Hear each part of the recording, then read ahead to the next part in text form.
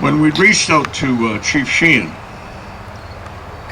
to ask if he would do us the honor of being our guest speaker, his immediate answer was absolutely, without hesitation.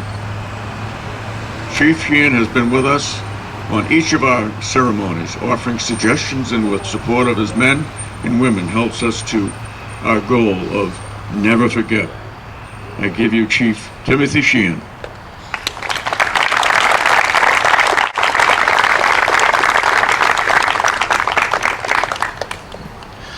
Thanks, Bob. Not 100% sure it wasn't him and Jim Carter leaning on me a little bit when I gave that answer that said absolutely. But good evening. I'm honored to be here with you tonight, to be your police chief, to lead the men and women of the Tewksbury Police Department. It's hard to believe this is the 14th anniversary of the September 11th attacks. Originally, 2,973 victims were confirmed to have died during the initial 9/11 attacks, including 72 police officers, 343 firefighters, and 55 military personnel. Medical authorities have since concluded that approximately 1,200 people who worked, lived, and studied in Lower Manhattan at the time of the attack have been diagnosed with cancer as a result of exposure to the toxins at Ground Zero, and over 1,400 9/11 rescue workers who responded to the scenes in the days and the months after the attacks have since died. And still today, many first responders are suffering the residual emotional and physical effects brought about by those horrific events. Lessons don't always take the form of lectures in the classroom. Sometimes we are taught valuable lessons in moments of crisis. Certainly, we will never forget the events that unfolded that tragic September morning. Much we have learned from this constant reminder of our loss and our vulnerability. We've become stronger, smarter, and more vigilant as a country and as individuals. We have taken up the responsibility to honor the dead with a new understanding and a new resolve. It is not something we asked for or deserved, but terrorism is now a fact of life for everyone. As a nation, we are aware that terrorist activities in foreign land, we were definitely aware of terrorist activities in foreign lands, but did not expect them at home. Unfortunately, terrorism is now here as well, and it reared its ugly face once again on April 15th, 2013 at the Boston Marathon, and many times since.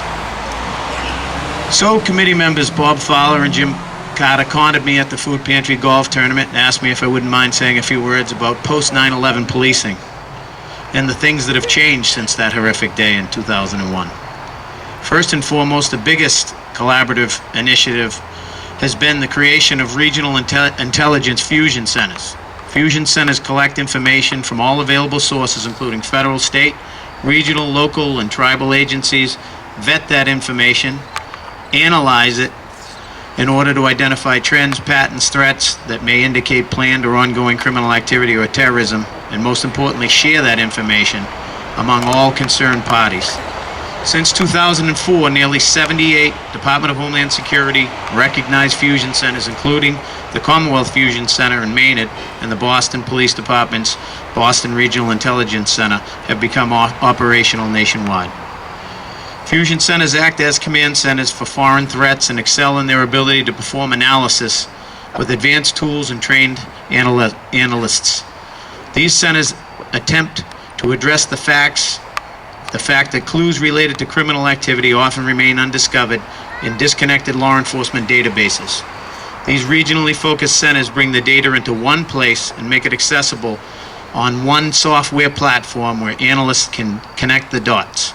Much of the rationale for developing these centers comes from the post-9/11 realization that we knew a lot about the terrorists, but that the data points were scattered in local municipalities and didn't raise any red flags in isolation. For this reason, local law enforcement agencies should all be connected to their regional fusion centers.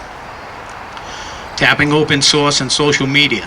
Another big difference since 9/11 is the significant increase in the amount of open source data that is being used by law enforcement. To be clear, privacy concerns remain paramount.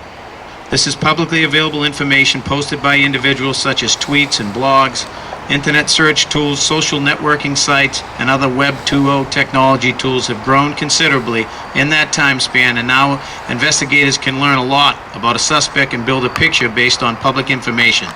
Some of the data actually comes from information a person may publish in his or own web-based profile. New analytics technologies have become commercially available that can pour through social media data to uncover patterns and analyze sentiment. Social media analytics can continuously monitor publicly available online and social conversation data to identify important topics and content categories. Predictive analytics can be applied to the public information and be used to see a criminal threat develop and allow law enforcement to quickly intercede to prevent crime from occurring.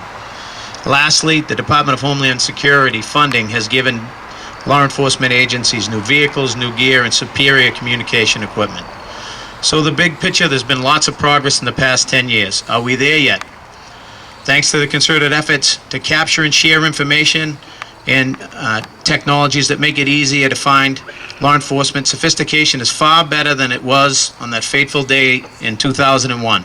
We now train together and have radio equipment that allows us to stay in constant communication with one another. This became evident in the aftermath of the Boston Marathons, where I was personally present to see municipal, state, and federal law enforcement agencies come together seamlessly to identify the terrorist perpetrators and take them into custody.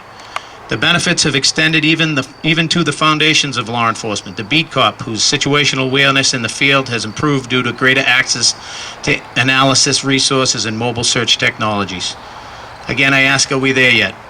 Have we reached the point where we have all the tools and initiatives we need to predict and intercede in crime? Of course not. But the last 14 years have seen marked improvement in that area. We can be proud of the efforts that have been made and use them as building blocks to continue protecting citizens we serve. Our public safety responders, including emergency medical, fire, law enforcement, telecommunications, public works, and others, now understand that a team response to disasters and emergency events is essential. Together, we are much stronger. Just as a point of knowledge, new terrorism that we're facing, law enforcement is facing today, along with the international terrorism that I've spoken of and that is obvious, is cyber and domestic terrorism. There's a lot of civil unrest in the United States currently today.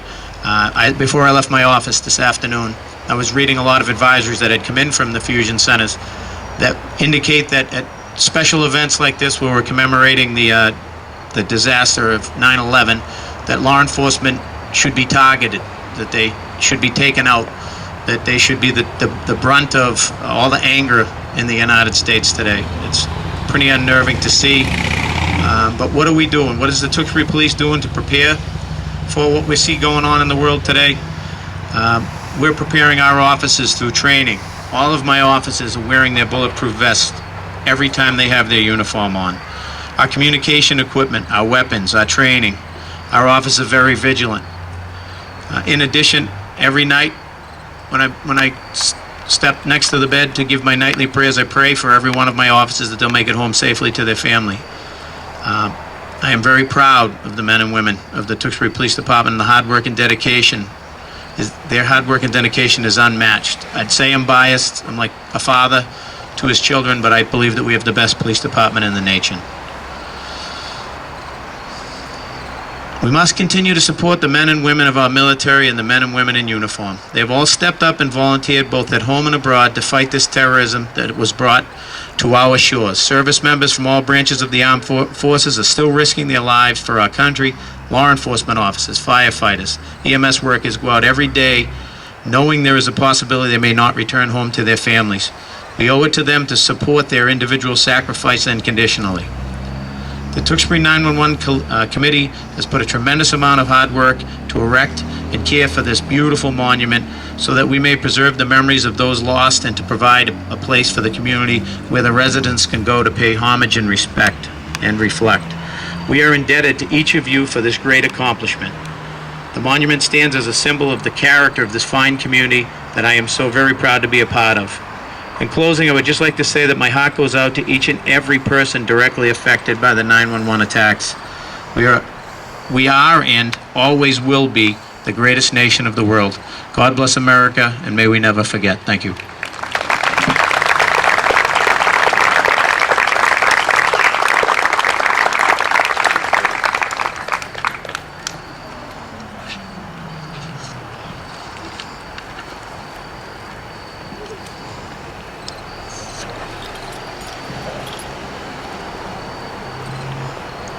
Thank you, Chief Sheehan.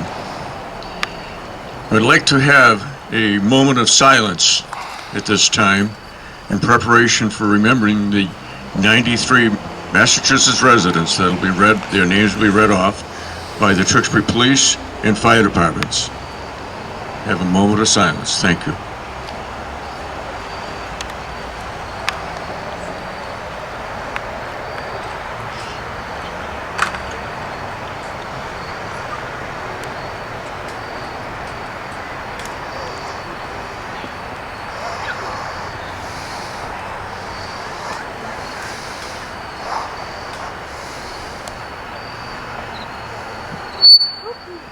Thank you very much.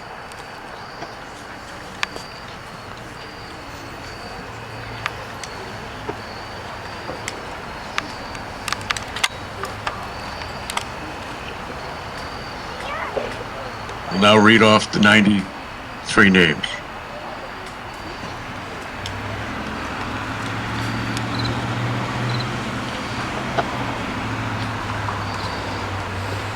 Tonight, we would once again like to remember the Massachusetts residents who died as a result of the events of September 11, 2001. American Airlines Flight 11, North Tower, 55 residents. United Airlines Flight 175, South Tower, 26 residents. The World Trade Center, 11 residents. American Airlines Flight 77, the Pentagon, 1 resident. There were no Massachusetts residents aboard United Airlines Flight 93, Shanksville, Pennsylvania. Massachusetts lost 93 residents.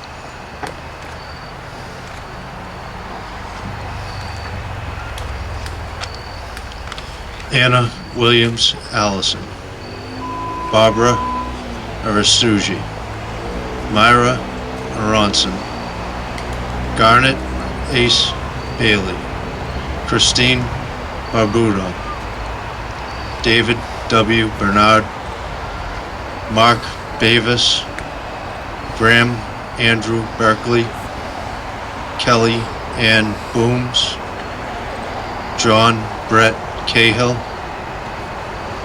Christopher Kerstangen, Nellie Ann Heffernan Casey, Jeffrey W. Coombs, John J. Corcoran III, Tara Kramer.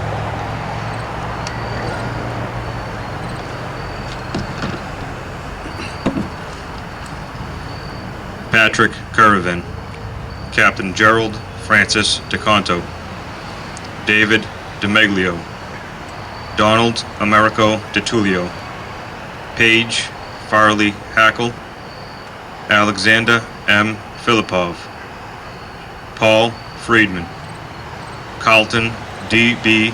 Fife, Peter Gay, Linda George, Lynn Catherine Goodchild, Peter Morgan Goodrich, Lisa Fenn Vordenstein, Douglas A.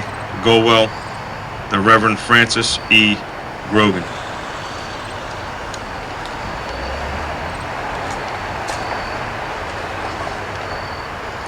Maylee Rachel Hale, Christine Lee Hansen, Peter Hansen, Sue Kim Hansen, Eric Samadakian Haranto, Peter Paul Hashim, James E. Hayden, Robert Hayes, Edward Ted Hennessy, Todd Russell Hill, Cora Hidalgo Holland, Herbert W. Homer, Nicholas Humber, Robert Adrian Jalbert, John Charles Jenkins.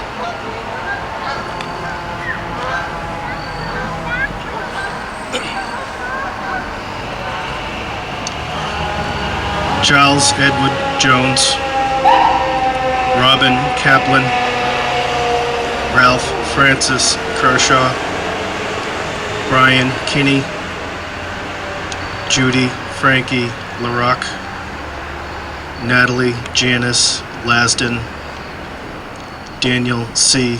Lewin, Marianne McFarlane, Susan Mackey, Karen A. Martin, Joseph Mathai, Deborah Medwig, Christopher D. Mello, Craig James Miller, Carlos Alberto Montoya.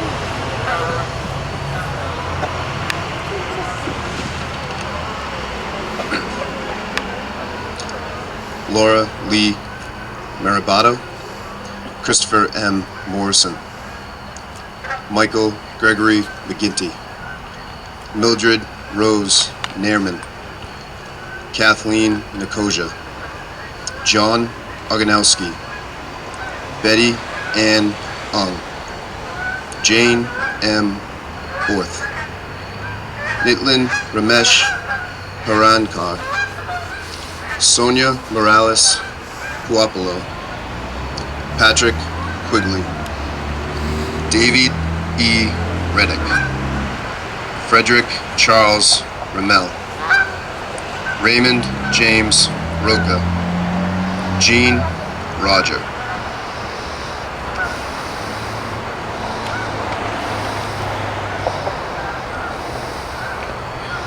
Philip M. Rosenwig, Richard Ross, Jessica Lee Sachs, Rama Sali, Jesus Sanchez, Jane Louise Simpkin, Heather Lee Smith, Diane Schneider, Brian D. Sweeney, Madeline Amy Sweeney, Michael Theodortis, Amy E. Toyin, James Trentini, Mary Trentini, Antonio Jesus Montella Valdez, Kenneth Waldy, William M. Weems, Christopher Zarba.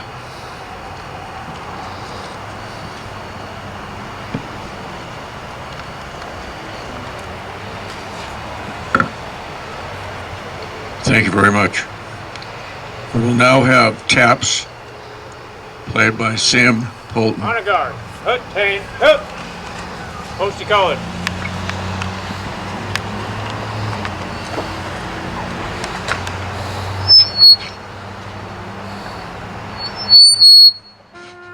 Please in. Honor.